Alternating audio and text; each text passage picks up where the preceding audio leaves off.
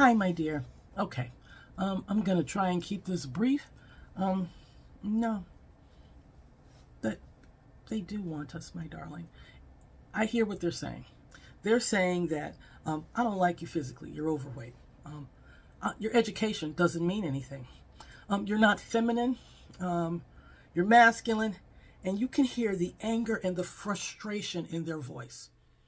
10 years ago, they didn't think about that, and we are exactly the same. What changed? What changed? Now, I personally believe there are two events that changed so drastically their view of black women that they became frustrated beyond control. Okay? Our vice president is a black woman. They say she's biracial. To me, if you're half black, you're black.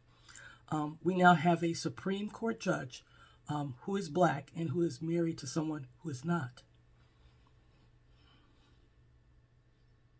Also, we have been listed as being the most educated because for decades, since I was a child, parents have said, get an education, and the black women complied. Go to school, get an education, get an education. So here we are, 5 decades, 6 decades down the road. And we have outpaced them. They will not catch up in this generation. It's just not possible. Okay? Because we've been at it for a long, long time. When I went to college, it was almost 50-50. Half men, half women. A little more women, but pretty close. Now, it's nowhere near.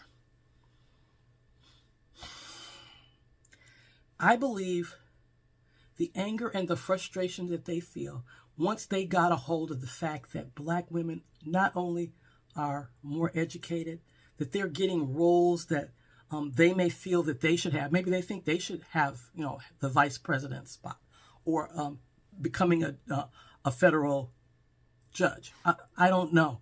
But what they are doing is instead of looking at us, honey, they're looking in a mirror and they see themselves.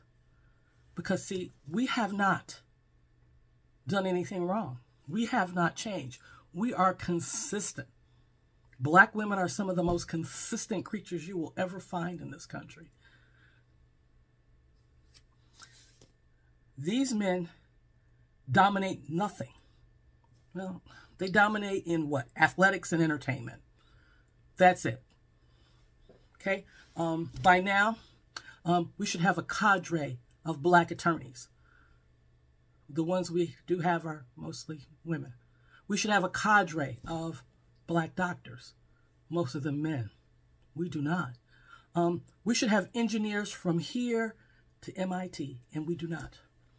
Most of them should be men, and they're not. Somewhere along the line, they fell down, and we did not. Is it easier? Is it simpler? I'm not even going to get into it. But the fact is that as it stands right now, we are light years ahead. And their anger is based on the fact that they are light years behind. That is not our fault.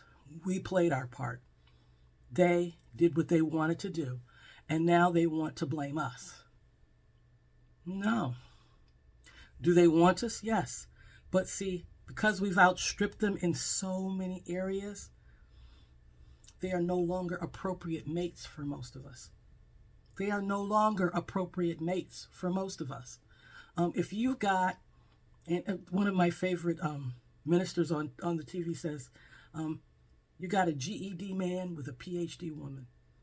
That's not going to work, baby. That's what they're mad about. They are the GED man who is looking at the PhD woman and they're pissed off because they know they can have her. They can't have her. So they're trying to pull her down. But you don't get to be a PhD woman by being easily knocked down. And that is what black women are. It's hard to knock us down. It is really hard. Society certainly tries every single day. And the men are like, you've got to come down. That's not the answer. Not to improve the black society in America. They have got to come up. That's the bottom line. We're not going to lay in the gutter with you, baby.